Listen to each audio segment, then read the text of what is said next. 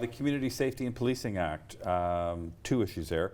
It included $112 million plus or minus to improve the bail management system in terms of accountability in the judiciary, but also included tuition waiving and a change in the enrollment activities to get into the police academy. The point there I'd like to talk about is at the very time we're asking for more accountability, more performance, more judgment in policing, we're also going to candidates who might be a little younger in their academic career, and it is only a 15 or 16-week program.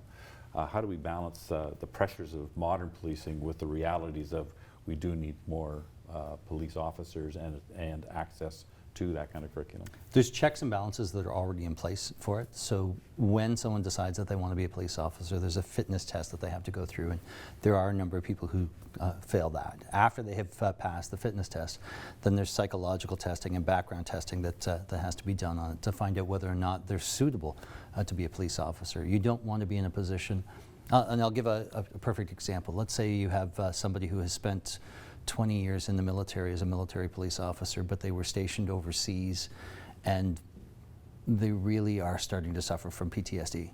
When you look at the resume, it would say this person would be excellent to be a police officer. And then when they go through the psychological test and it's determined that because of their PTSD, because of things that they saw that no one should see when they were serving overseas in the armed forces, that there's a high likelihood that they're going to pull out their gun and shoot somebody.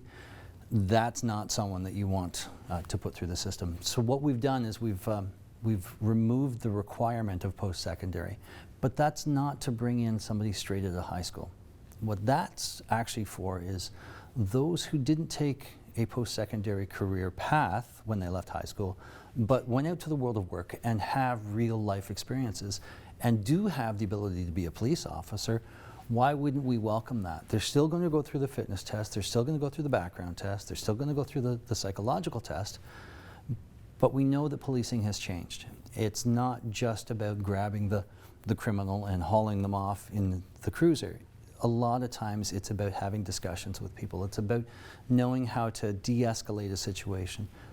If you're a 19-year-old and you step into a domestic situation and it's a 35 and a 37-year-old and you're trying to give them advice, they're probably not listening to you.